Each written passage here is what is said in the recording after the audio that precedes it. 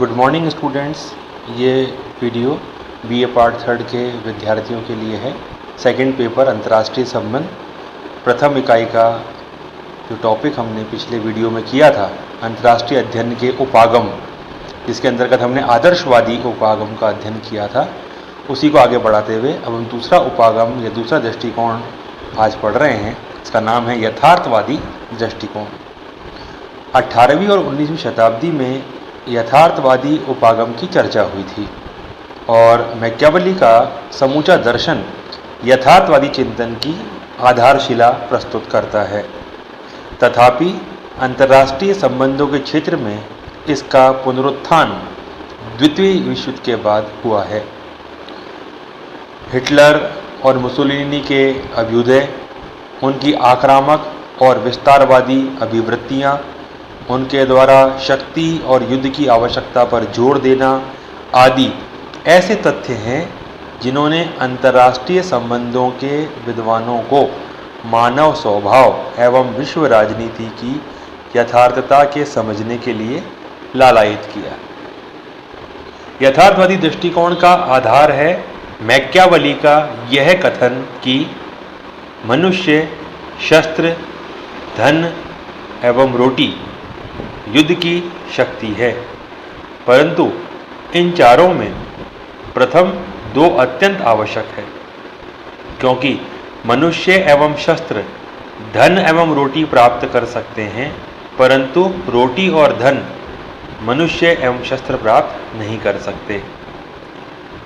यथार्थवादी दृष्टिकोण की तह में यह मूल मान्यता है कि राष्ट्रों के बीच विरोध एवं संघर्ष किसी न किसी रूप में सदैव बने रहते हैं।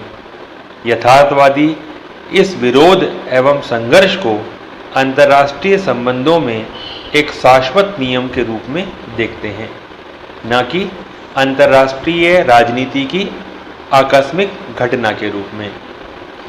यथार्थवाद के अनुसार वाद तथ्यों के उचित मूल्यांकन के उपरांत उनमें तर्कसंगत अर्थों को खोजने की प्रक्रिया है। किसी भी राज्य की परराष्ट्र नीति का पूर्वाभ्यास उस राज्य की राजनीतिक गतिविधियों, कार्यकलापों तथा घटनाक्रम के विश्लेषण से संभव है, परंतु केवल तथ्यों का विश्लेषण पर्याप्त नहीं है।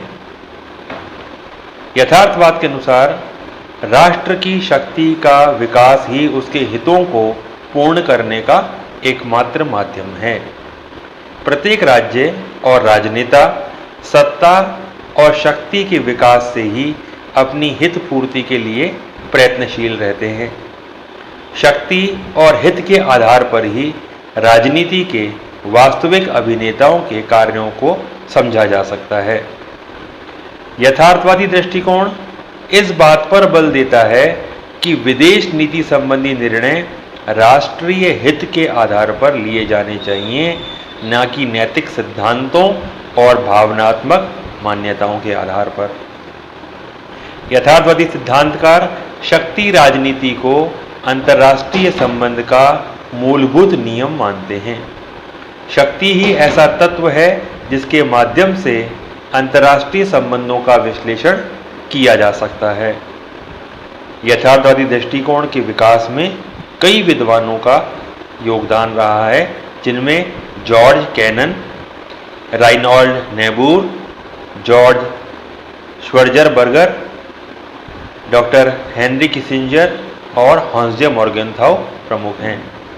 आज हॉन्स जे मॉर्गनथाउ का यथार्थवादी दृष्टिकोण का प्रमुख प्रवक्ता माना जाता है। मॉर्गनथाउ के अनुसार अंतर्राष्ट्रीय संबंधों की मुख्य कुंजी राष्ट्रीय हित है, जिसे केवल शक्ति के परिप्रेक्ष्य में देखा जा सकता है। मॉर्गनथाउ ने यह भी कहा है कि अंतर्राष्ट्रीय संबंध प्रत्येक संबंध की भांति शक्ति के लिए संघर्ष है। अंतर्राष्ट्रीय संबंध का अंतिम लक्ष्य चाहे कुछ भी हो, शक्ति सदैव तात्कालिक उद्देश्य रखती है। यथार्थवादी दृष्टिकोण के ये कुछ प्रमुख बिंदु हमें याद रखने हैं। इसके आगे हम इसकी आलोचना करते हैं। इसकी आलोचना का कुछ प्रमुख बिंदु हैं जिसमें पहला है यथार्थवादी दृष्टिकोण शक्ति और सत्ता को अंतर्राष्ट्रीय संबंधों में निर्णायक तत्व मानता है, जबकि सच्चाई यह है कि सत्ता एवं शक्ति महत्वपूर्ण तत्व हो सकते हैं लेकिन वे संपूर्ण नहीं हैं। दूसरा, यथार्थवादी विचारधारा में कई असंगतियां हैं। शक्ति तथा सत्ता की परिभाषा करना अत्यंत कठिन है, क्योंकि राज्य की समस्त शक्ति कितनी है, क्या है, यह नापना अत्यंत जटिल है। तीसरा, यथार्थवाद शक्ति संघर्ष के स्थायित्व को स्वीकार करता है और अंतर्राष्ट्रीय संबंधों के क्षेत्र में साधनों तथा उद्देश्यों जैसे प्रश्नों के प्रति उदासीन है। चौथा बिंदु है यथार्थवादियों का ध्येय राष्ट्रीय शक्ति का प्रसार मात्र माना जाता था और इसलिए उनकी नीतियां शांति विरोधी समझे जाने लगी हैं। तो यथार्थवादी दृष्टिकोण भी अपने आप में पूर्ण नहीं है, आदर्शवाद भी अपने आप में पूर्ण नहीं है। इन दोनों ही दृष्टिकोणों से जब अंतर्राष्ट्रीय संबंध के विद्वानों को निराशा होने लगी तो एक नया समन्वयवादी दृष्टिकोण सामने आया, जो यथार्थवाद और आदर्शवाद दोनों को अपर्याप्त या अपूर्ण मानता है। यह मानता है कि आदर्शवाद का दृष्टिकोण उपयुक्त है, परंतु यथार्थवाद भी अपने आप में पूर्ण दृष्टिकोण या पूर्ण उपागम नहीं है, आदर्शवाद भी अपने आप में पूर्ण नहीं है। ऐसा मानते हुए अंतर्राष्ट्रीय संबंधों के कई विद्वानों में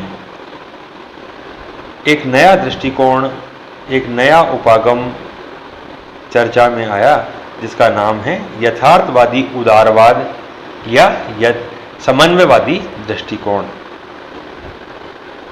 यह एक विवादास्पद प्रश्न है कि अंतर्राष्ट्रीय संबंधों के अध्ययन के लिए आदर्शवाद का दृष्टिकोण उपयुक्त है अथवा यथार्थवाद का। यथार्थवाद शक्ति संघर्ष के स्थायित्व को स्वीकार करता है और अंतर्राष्ट्रीय संबंधों के क्षेत्र में साधनों तथा उद्देश्यों जैसे प्रश्नों के प्रति उदासीन है। इसके विपरीत आदर्शवादी दृष्टिकोण शक्ति राजनीति को इतिहास का सिर्फ असामान्य या अस्थायी दौर समझता है। वह ऐसे अंतर्राष्ट्रीय संबंधों की कामना करता है जो शक्ति, राजनीति, अनैतिकता और हिंसा से सर्वथा मुक्त हो। इससे ये धारणा विकसित हुई कि यथार्थवाद के आधार पर बनी नीतियां सारतः राष्ट्रवादी और शांति विरोधी होती हैं और आदर्शवाद के आधार पर बनी नीतियां अंतर्राष्ट्रीय शांति और व्यवस्था के लिए पक्षपोषक होती हैं। आदर्शवाद और यथार्थवाद के अतिवादी दृष्टिकोणों का परित्याग करते हुए दोनों के बीच का मार्ग समन्वयवादी दृष्टिकोण है। यह यथार्थवादियों के निराशावाद और आदर्शवादियों के आशावाद के बीच समन्वय का प्रयत्न है। यह दोनों में से किसी भी दृष्टिकोण को पूर्णतः संतोषजनक नहीं मानता। समन्वयवाद अंतर्राष्ट्रीय संबंधों को समाजशास्त्रीय दृष्टिकोण से देखता है। इसके अनुसार अंतर्राष्ट्रीय संबंधों के विद्यार्थी को कोई पूर्वाग्रह या पूर्व मान्यता न रखते हुए विश्व की राजनीतिक गतिविधियों को तटस्थ भाव से पर्यवेक्षण कर तथ्यों के संग्रह और विश्लेषण के मार्ग पर बढ़ना चाहिए। क्विंसी राइट जैसे विद्वान विदेश नीति के निर्माण में दोनों ही दृष्टिकोणों की उपादेयता स्वीकार करते हैं। यथार्थवाद को उन अल्पकालीन राष्ट्रीय नीतियों का सूचक मानते हैं जिनका ध्येय तात्कालिक आवश्यकताओं की पूर्ति करना होता है, और आदर्श को उन दीर्घकालीन नीतियों का सूचक मानते हैं जिनका ध्येय भविष्य में पूरे किए जाने वाले उद्देश्यों की सिद्धि करना होता है। जॉर्ज कैनन ने भी यथार्थवाद के साथ आदर्शवादी दृष्टिकोण का सामंजस्य बिठाया है। उनका कहना है कि हम केवल अपने हितों को जान और समझ सकते हैं।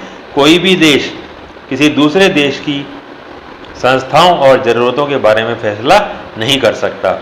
इसीलिए उनका सुझाव है कि एक और तो हमें अपनी विदेश नीति और अपनी राष्ट्रीय आवश्यकता के अनुसार कार्य करना चाहिए, और दूसरी ओर उन नैतिक और आचार संबंधी सिद्धांतों के अनुसार कार्य करना चाहिए, जो हमारी सभ्यता की भावना के सहजात सिद्धांत हैं। आदर्शवाद पर अत्यधिक बल देने से निराशा का जन्म होता है और यथार्थवाद पर अटल विश्वास रखने से अक्सर यथास्थिति के पक्ष पोषण और शक्ति संघर्ष को बढ़ावा देने वाली प्रवृत्तियां जन्म लेती हैं। इसलिए एक ऐसे दर्शन की आवश्यकता महसूस की गई जो राजनीतिक यथार्थवाद की तथ्य मूलक अंतर्दृष्टि का नीति शास्त्र और राजनीतिक आदर्शवाद के आदर्शों के साथ मेल करा सके। जॉन हर्ज ने एक ऐसे ही दर्शन का ढांचा खड़ा करने का प्रयास किया जिसमें उसे काफ़ी सफलता मिली। इस दर्शन को उसने यथार्थवादी उदारवाद रियलिस्टिक लिबरलिज्म का नाम दिया है। यह दर्शन हमें आदर्शवाद और यथार्थवाद की त्रुटियों से बचाता है। यह यथार्थवादियों के निराशावाद और आदर्शवादियों के आशावाद के बीच एक प्रकार का समन्वय करता है। दूसरे महायुद्ध के बाद होने वाली वैज्ञानिक, तकनीकी और प्रौद्योगिक क्रांति के परिणाम स्वरूप यथार्थवाद और आदर्शवाद के निकट आने की संभावनाएं बढ़ने लगीं। आणविक शस्त्रों, प्रक्षेपास्त्रों और नाना प्रकार के सामरिक शस्त्रों की बढ़ती हुई होड़ से न केवल आदर्शवादी अपितु यथार्थवादी भी चिंतित होने लगे। अब यह महसूस किया जाने लगा कि सुरक्षा के लिए लड़े जाने वाले युद्ध से आत्मघाती विश्व युद्ध का खतरा पैदा हो सकता है। अब विश्व शांति अल्पकालीन उद्देश्य भी है और दीर्घकालीन उद्देश्य भी। कोई भी यथार्थवादी शांति की आवश्यकता के सर्वोपरि मूल्य की उपेक्षा नहीं कर सकता है।